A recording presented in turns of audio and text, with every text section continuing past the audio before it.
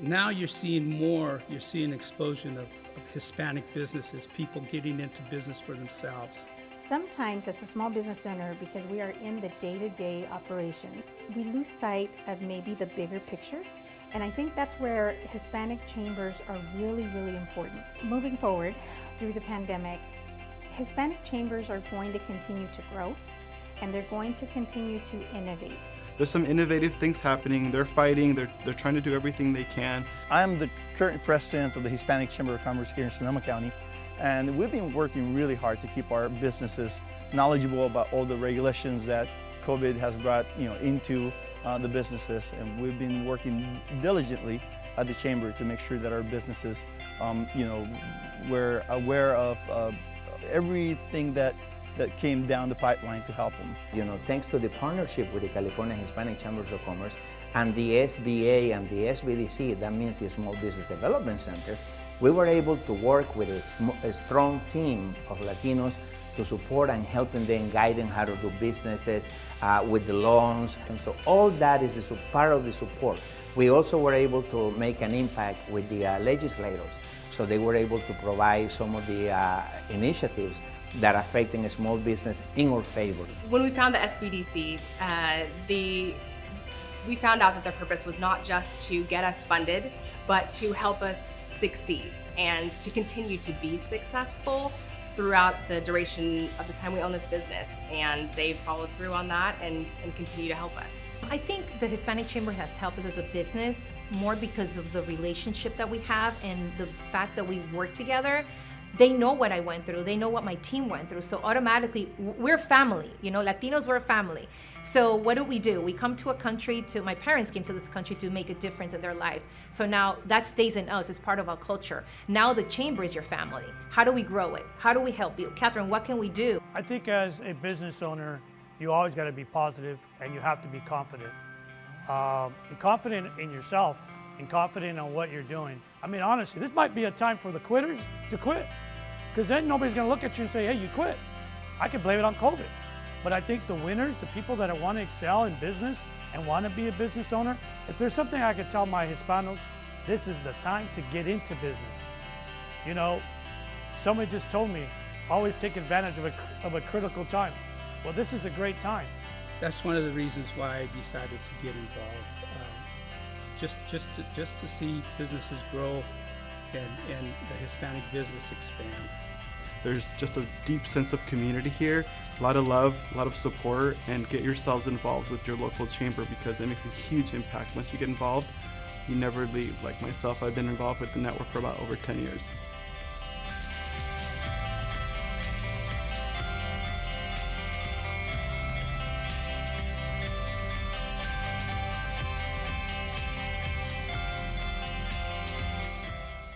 Ladies and gentlemen, welcome to our final general session, Igniting Our Culture of Purpose. Please welcome the California Hispanic Chambers of Commerce, President and CEO, Julian Canetti. Well, welcome everybody, and welcome to the final session of this year's convention that was entitled Momentum, and to this general session, Igniting Our Culture of Purpose.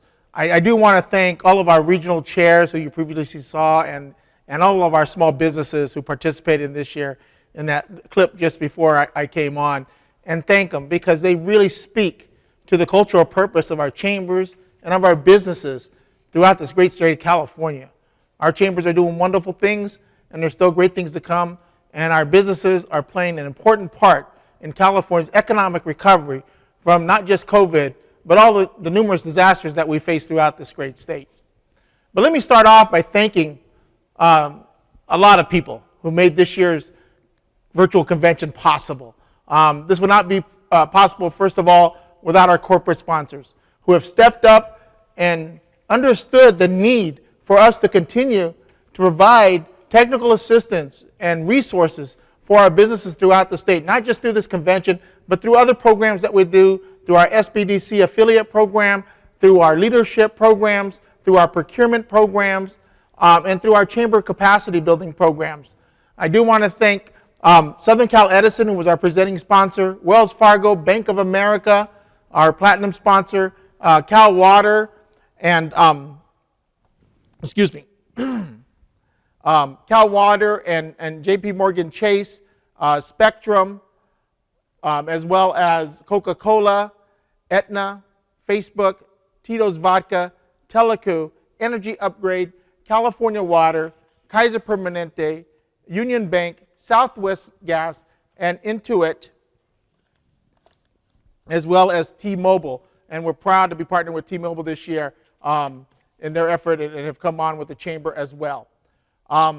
Without them, through their help, we were able to have the registration at no charge to all of you that are participating today. And we felt that that was important. And they felt that that was important. Again, like I said, getting the resources out to all of you, our business owners throughout the state. I do want to thank our strategic partners, the Latino Business Action Network out of Stanford, Opportunity Fund, our CHEC SBDC affiliate program, and our Northern Region SBDC Lead Center, our Sac Valley Translation, and One Consulting. Without them, they provided resources, they provided panelists, as well as guidance in moving forward. And most of all, I want to thank our over 90, over 90 Hispanic chambers and affiliates who are members of the California Hispanic Chambers of Commerce for all the work they did in, number one, getting people to register and participate, getting it out to their membership so they could take advantage of the wonderful programs that we have. My staff, just before I came up, handed me a note and said that our total attendance, individuals attending this conference, was over 1,800 individuals. And I think that's something to be very proud of. And I think it says something of the quality of programming that our staff here at the CHEC puts together, as well as our board of directors who provide a lot of guidance, and our partners. The one thing I'm really proud of this year, the first year, and we will continue this, we provided Spanish interpretation for all sessions, general sessions and workshops throughout the entire convention. And I think that is something that is very important because for so long, that was a demographic of our business population that oftentimes we did not address. And I'm proud that we're addressing that now through the efforts of our SBDC team and our SBDC affiliate program and through our foundation. I do want to thank, excuse me, so through our foundation, I want to thank their leadership for providing a lot of our educational programs and the funding for those programs as well. I do want to thank our CHE's board of directors throughout the state. There's 21 of them. They have been key in being engaged. Bob Gutierrez, our chairman, and Veronica Corona, our vice chairman. They were kind enough to be here in Sacramento over the last 3 days and serve as your host. So them, I thank you. And to all the board of directors, I thank you for your guidance and your support throughout this effort. And more importantly, I want to thank all of you, the participants, because this is what it was about. This is what we wanted to provide. This is who we wanted to reach. So thank you for registering, for participating, and engaging in the discussions that were provided. And I would be remiss if I did not thank our staff. They always say, leaders are only as strong as, their staffs, or the man is only as strong as the woman behind him, right? But real quick, I do want to thank Michelle Nguyen, my chief of staff, who really coordinates a lot of the efforts out of the office, as well as Laura Cabanero, Alex Ayala, Jillian Canetti, Mitch Butler, Luis Lopez, Angel Lopez, as well as Oscar Garcia and Edith Gomez. All of them have helped immensely here throughout the convention. And those were people that were just here along with our production team from G-Force, the four-man team there that put on this virtual conference. And I do want to say that our staff here at the CHCC, I think I will hold them up to any staff throughout the nation for the work they do and the commitment that they provide in making sure that we serve our cultural purpose, which is serving all of you. COVID-19 has drastically changed the way we do business, the way you do business as a business owner, the way you do business as a chamber. It has made us reinvent ourselves. It has made us become innovative. And we continue to be resilient. Our businesses, as you saw in the videos throughout the 3 days, they're being resilient, they're being creative, they're being innovative. And that's something we have to continue to support as chambers of commerce. We have to be able to provide you, the state chamber, needs to provide all of our local chambers those resources so that you can continue to provide the resources and the training that your members and local businesses need. The CHEC, we do not intend to let you down.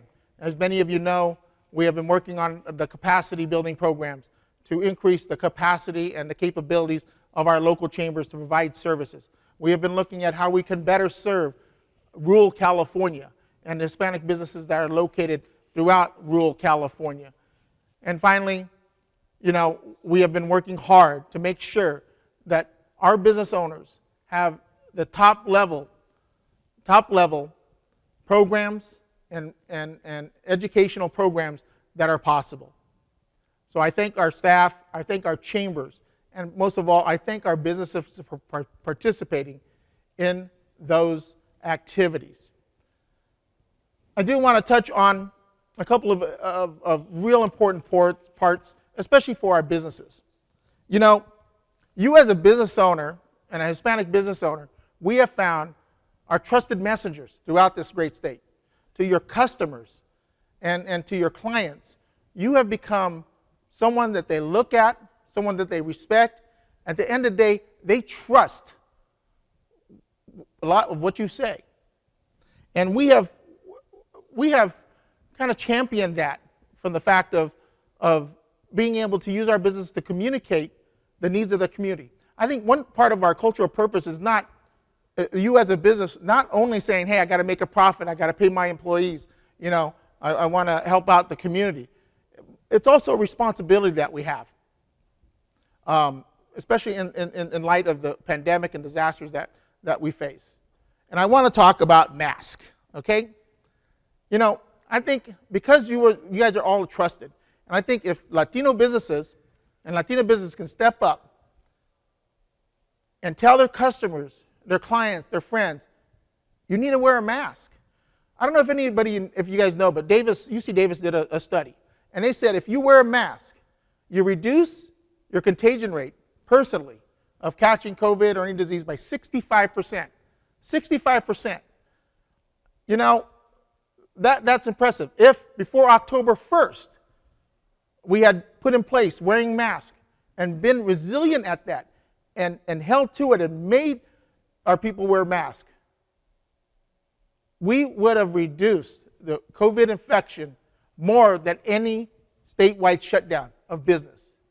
So again, I think it's important that you as a business owner, we as chambers, step up and take that responsibility to educate our communities, to educate our customers, to educate our members the importance of wearing the simple piece of cloth.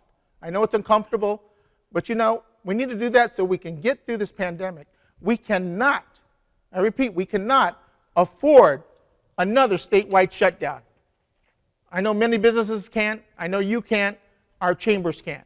Through this whole COVID crisis, we have been fighting not only to provide these programs and educating our businesses, we've been working to advocate for relief efforts.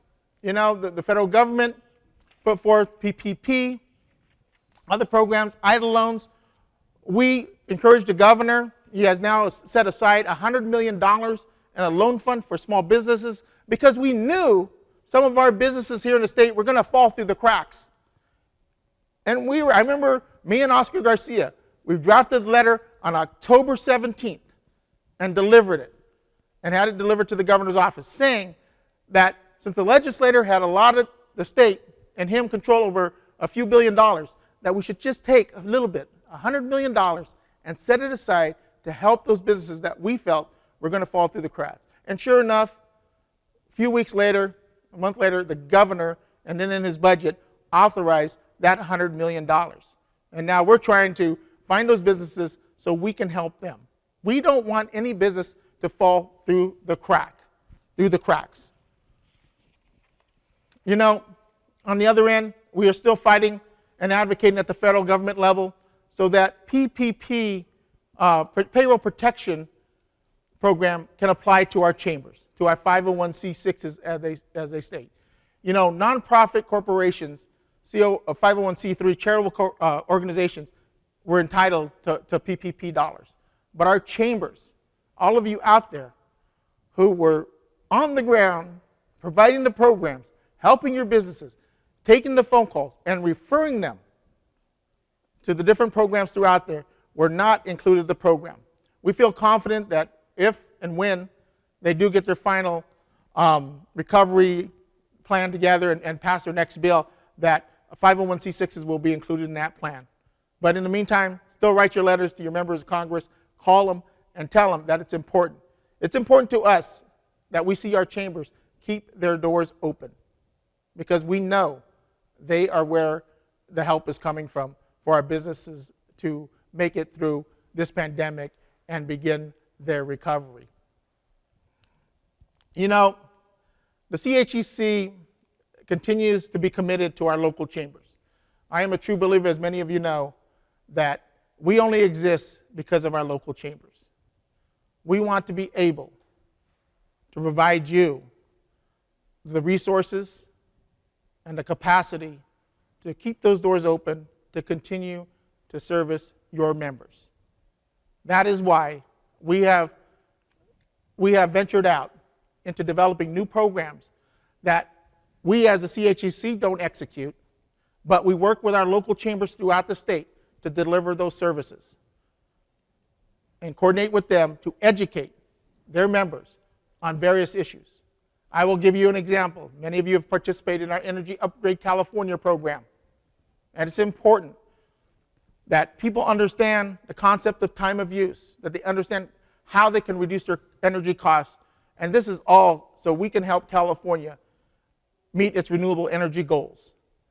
And we all need to be a part of that, of those goals. We also need, as I mentioned, some of our advocacy efforts. We need our chambers to step up and become advocates for their businesses and for their communities. You cannot any longer be afraid to take a position. I truly believe that when you get engaged in advocacy and you take positions and you study them and you come up with the right choice, whether it's my position or someone else's position, I respect that. And I think others will respect that. I believe corporate America will respect that. Other organizations will respect that. But you need to step up to the plate. You need to be active and you need to advocate. You know, many of our chambers say, oh, heck, we got a seat at the table, right? Well, you know, it's no longer about having that seat at the table, people. Yeah, we're sitting at the table. What we need to do is we need to set the menu. We need to be setting the agenda of how we're going to be moving forward. How are we going to make a better quality life and have a better quality life in our communities? You know, you've read it, I've seen it, and I truly believe it, that Hispanic business is the future of the economic recovery from COVID. So we need to do everything we can to help those businesses. You know, I am proud to say we did a survey with Stanford University, and they took a small component of it, of our membership that they did the survey with. You know, you hear people saying that, oh, Latino businesses weren't getting PPP loans, and we saw that. The banks were concerned with it. They were calling us, how can we do a better job? How can we outreach to them? But the one thing we found, they surveyed our membership. They found that our membership, those who applied for PPP loans through the program and with the help of the chamber, were getting 60% approval, right? I think that is a remarkable number. I mean, it needs to be better. It needs to be 100%. I truly believe that. And I believe every Latino business, Hispanic business that applies for a PPP loan or IDA loan needs to get it, right? We have over 850,000 Hispanic businesses throughout California. And I tell people, you know, just in simple terms, if we can work together to create one job in each of those businesses, we as Hispanic business and Hispanic business community will create 850,000 jobs for California, right? Now, so maybe some people it sounds like a lot, maybe to some people it doesn't. But in this time when we're faced with double-digit unemployment, I think it's important that we do everything to grow our businesses, and that our businesses aren't afraid to grow during this time, during this pandemic. So we need to continue to work with them. I will say that the State Chamber, as I said, will remain committed to our local chambers, to our Hispanic business community, to our small business community, and to our partners throughout the state to do everything we can to make sure that no one falls through the cracks. You know, this week's events and programs I was very pleased with. And I saw some wonderful things. I hope, and if you did not see it, that you go back, and you can go back onto the portal and watch a lot of the sessions that maybe you missed. But more importantly, you know, we had sessions that talked about diversity, about the LGBT community, the need for us to continue to be inclusive within our community. You know, we talk about diversity to corporate America. We as chambers and businesses also need to practice what we preach. We need to practice that diversity. And also, you know, we had a great session on advocacy.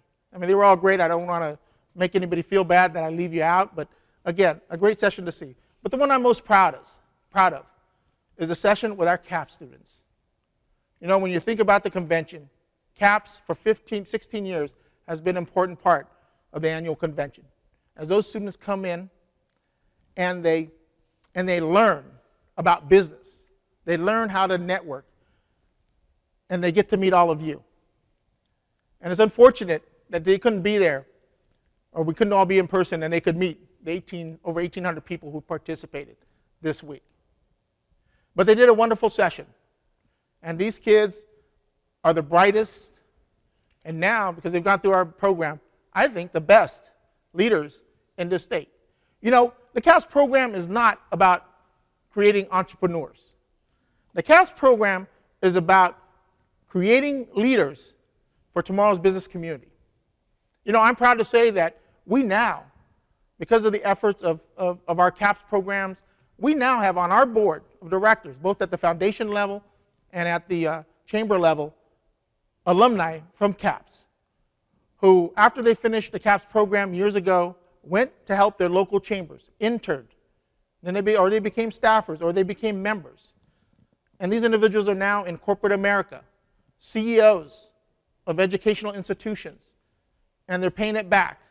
That leadership concept that we created will only create a stronger state chamber and a stronger network of chambers throughout the state, which in turn will create stronger businesses that we continue to help and service.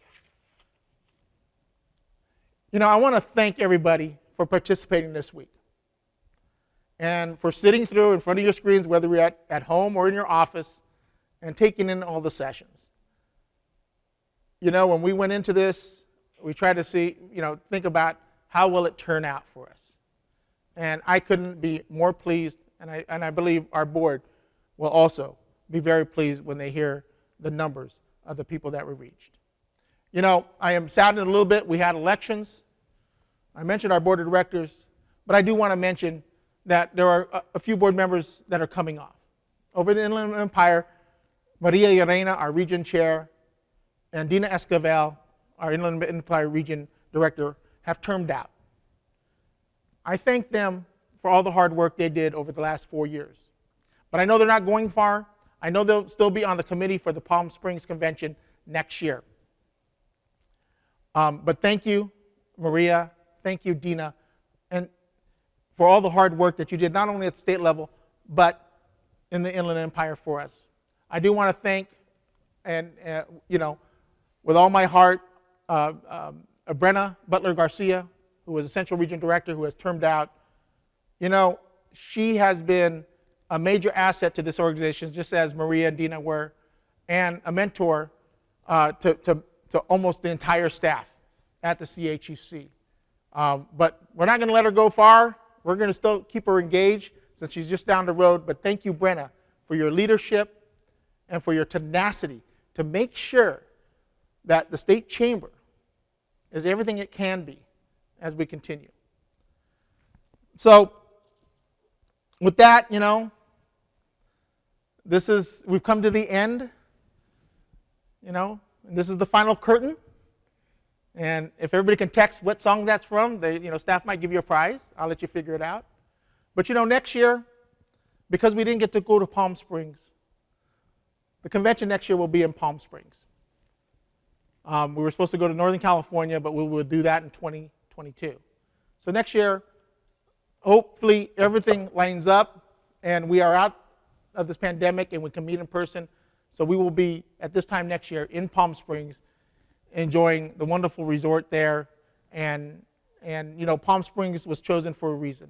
One of the things the State Chamber wants to do in our commitment to grow the economy and to help our communities is, we're bringing our convention to communities that need, the economic boost, that can use the event such as this. Last year in Stockton, we contributed almost $1.5 million to their local economy while we were there.